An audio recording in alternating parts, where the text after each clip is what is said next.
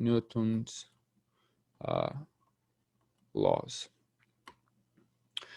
I have to mention that these laws are based on experimental observations. So these are kind of laws that we know they are valid and they are true, but we can't really prove them. We just know that's how the nature works around us. So the first law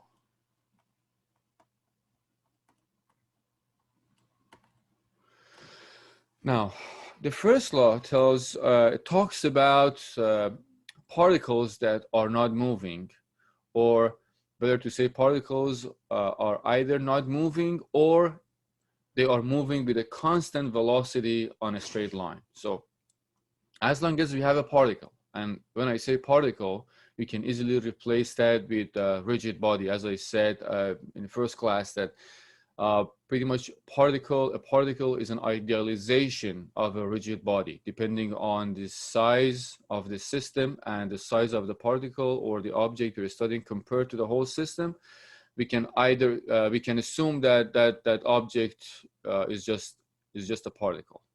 If the size is relatively big, size of an object is relatively big compared to the system, well, we have to treat that as a rigid body. So whenever I say a particle, you can just replace that with a rigid body, right? Now, this law says if we have a particle and this particle is at rest, right? It's sitting somewhere. This object is at rest. Or if it's moving with some constant velocity, so the velocity is not changing and it's moving on a straight line. So the direction with which that particle is moving also is not changing. So these two have to be true about that. Either of these two have to be true, has to be true about this particle. Now, if we have such particle, right, this law says this particle, the particle in either of these two states tends to remain in that state. So if it's standing still, if it's sitting somewhere, if it's not moving, tends to stay that way. If it's moving with a constant velocity on a straight line, tends to stay that way. As long as, there is an if there, as long as the particle is not subjected to unbalanced force. And what do I mean by an unbalanced force? Well, an unbalanced force, well, let's define balanced force, meaning the opposite of that, which should be true in this case, right? I said as long as the particle is not subjected to an unbalanced force. So a balanced force is basically trying to tell us no matter how many forces are applied to this particle, by the end of the day or by the end, they should cancel each other. Right? A good example is like, again, as this pen, I'm holding this pen, I'm not moving it, or I try not to move it. There are forces applied to this pen from my fingertips, and obviously this pen is being pulled down by gravity because of its weight. But at this moment, it's not moving. What does that mean? It means that all the forces applied to this pen, whatever forces they are, they cancel each other in a way, and we have a balanced force situation. Right? So that's what it means when we say balanced force. Now, let me write down this law. As I said, a particle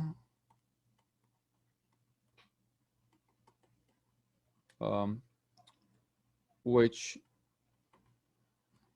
is either at rest or moving in a straight line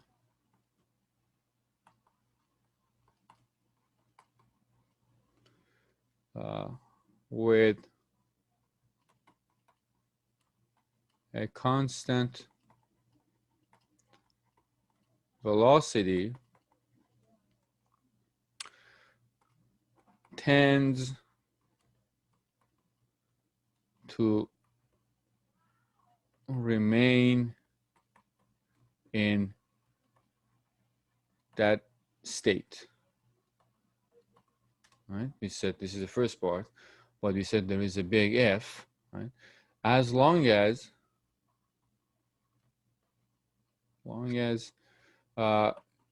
it is not subjected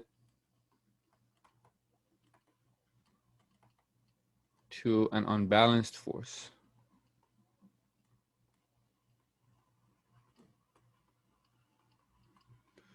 So as long as the forces are balanced, that particle is just going to stay that way. It's not going to move, or the velocity is going to be constant and it's going to move along a straight line. Mathematically, if I want to show that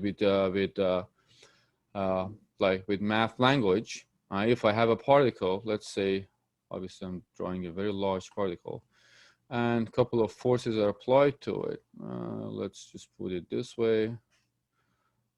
Call these forces F1, F2, and F3. And the particle is moving, let's say, in this direction with a constant velocity. I'll show the velocity with V. What does this law tell us is that, well, since, we're going to go the other way around, since this particle is at rest, or in this case, it's moving with a constant velocity, so all the forces applied to the particle, the summation of all the forces, or a technical word for it would be the resultant of all these forces, should be zero. And keep in mind, a force is a vector. So force has a magnitude and has a direction. As you can see, I draw these as vectors. So F1 plus F2 plus F3 should be zero, as long as this is not moving, or it's moving with a constant velocity. Well, you can make it as a general formula or a general expression that you say, as long as it's not moving, all the forces, doesn't matter how many forces, I'm going to say summation of all the forces applied to this particle should be zero. And that's pretty much it. Let me draw this. So that's the mathematical expression of the first law. This is the law that we're going to use a lot during this course. So out of these three laws I'm going to introduce, the first law and the third law are the laws that we're going to use a lot in this course. The second law and third law are going to be the laws that you're going to deal with so many times when you study dynamics of particles and rigid bodies. So that was the first law. Now the second law, which is the law again that you have to deal with it a lot during studying dynamics of a particle, is basically trying to tell us what happens if the forces are not balanced. Let's say now we have an unbalanced force applied to a particle or a rigid body. What happens there? Now, this law says if an unbalanced force is applied to a particle, that particle is going to accelerate, right? Whether it was standing still or it was just fixed, it starts moving. If it was standing still, it starts moving. If it was moving with a constant velocity, either the magnitude of velocity is going to change, meaning that it's going to start going faster. Let's say you push the gas pedal in your car, you accelerate the car pretty much. So what happens is that if you were going 50 miles per hour, the velocity starts going up. You're accelerating the car's body, right, and whatever is in it. Either the magnitude changes or the direction of the velocity changes. When you are turning, you'll see more about this in dynamics, but when you're turning also, you are pretty much changing the velocity, because velocity is also a vector. So you're changing the direction of the velocity. So you're not moving on a straight line anymore. So you are giving some acceleration to your object. So this is basically what the second law is trying to tell us. It's trying to tell us that, well, if you have an unbalanced force. Now what happens is that your object is going to accelerate. Now, how much acceleration? Well, again, the second law tells us, well, that acceleration is also a vector. Now, it has a magnitude, it has a direction. Its magnitude is proportional to the force, or that unbalanced force applied to the particle. So the acceleration's magnitude is proportional to the magnitude of the force, the unbalanced force applied to it. How do they relate? Well, they are related using the concept, one of the concepts we introduced before, the concept of mass. How about its direction? Well, we said acceleration is a vector. So its direction is the same as the direction of the unbalanced force. So if you have a particle moving in a straight line, and a force is applied to it from a specific direction, now the particle also is going to accelerate in the same direction. Right? So before it was going this way, once you apply the acceleration, or let's say the force in this direction, the acceleration is going to be in the same direction. Right? It's going to accelerate in the same way, in the same direction. So let me write it down. So it tells us that a particle, I'm going to give you the formal definition, a particle acted upon by an unbalanced force, by an unbalanced force. I'm going to show that force, well, I'll show it later. Experiences an acceleration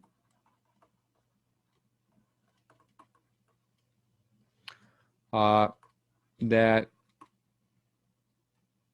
has the same direction as the force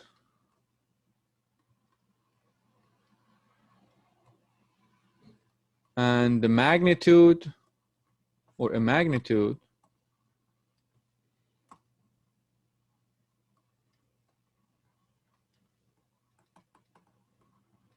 proportional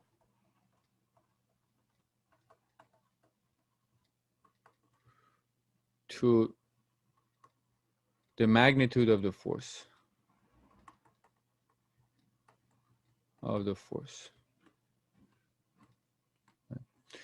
If I want to draw something, I'll draw a particle here. Let's say it's a particle we're looking at. Some force is applied to it, or an unbalanced force. This is the result of all the forces applied to the particle. This force is applied to it. I'm going to put the vector sign here to make sure that I don't forget about that. Now it is going to accelerate this way. This is A. Now mathematically, we can write this as F is equal to ma. F is equal to ma. F is a vector, A is a vector. We're going to talk about vectors, review vector concepts next week. F equals to ma. F is the force applied to the particle, or the unbalanced force. M is the mass of the particle. A is the acceleration that particle is going to have because of that force applied to it. So this is the mathematical definition of the second law. As you see, as I said in first class, we can always look at objects that are static as an exception of objects that are, as an example of objects that are moving, but their acceleration is zero. Right? If you look here, F equals to ma, if A is zero, then we're just going to have the summation of forces equal to zero. Keep in mind, this force I put here is the resultant, or the summation of all the forces. You might have multiple forces applied to it, to the particle. One of these forces, all these forces are going to push or pull the object or particle in a specific direction, and that's the force we're talking about here. Can be just one force, can be the result of multiple forces. Okay. Second law. So that was the second law. Now the third law, which is very necessary, if you think about the first law, the third law, you'll see that is actually necessary, otherwise things don't make sense. Let me put it here. Third law. Now, what does this tell us? The third law is actually also known as the law of action and reaction, right? This law tells us the forces acting, or better to say it this way, the mutual forces of action and reaction between two particles. When we have two particles, they have when one is applying a force on the other one is going to apply a reaction force because of the force applied to it, to the first object. So the mutual forces of action and reaction between these two particles, this law tells us they are equal, opposite, and collinear. So again, you have two particles, right? These particles are applying forces. Now, the force applied to one particle from the other particle is equal to the reaction force applied from the second particle to the first particle. Those forces are equal, as I said. They are opposite in direction, and they are collinear, meaning that they're along the same line. So if we have two particles, one of them is applying a force on the other one in this direction, the reaction force should always be along the first one. It can't be in an angle with respect to the line passing through the first force. Right? So they always have to be collinear, equal in terms of magnitude, and they have to be opposite. Now, if you think about it, right? For instance, think about your laptop right now, probably. Or your computer sitting on a desk or table. Obviously, it has some weight. The gravity is pulling it down, but it doesn't fall because that force applied by gravity on your laptop or your computer is being canceled by an opposite equal force applied from the table or desk to your computer. Those forces are collinear, they have the same magnitude, and they're opposite. So they're just going to cancel each other. Your laptop is just going to stay on the table, obviously. Right? As we said, these laws are based on observations. So they are true because they happen. So let me write it this way. The mutual forces of action and reaction between two particles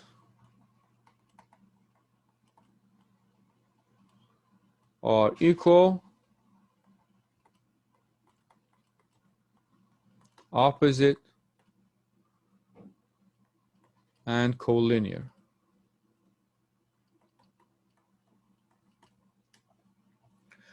And it's kind of related to the first law if you think about it.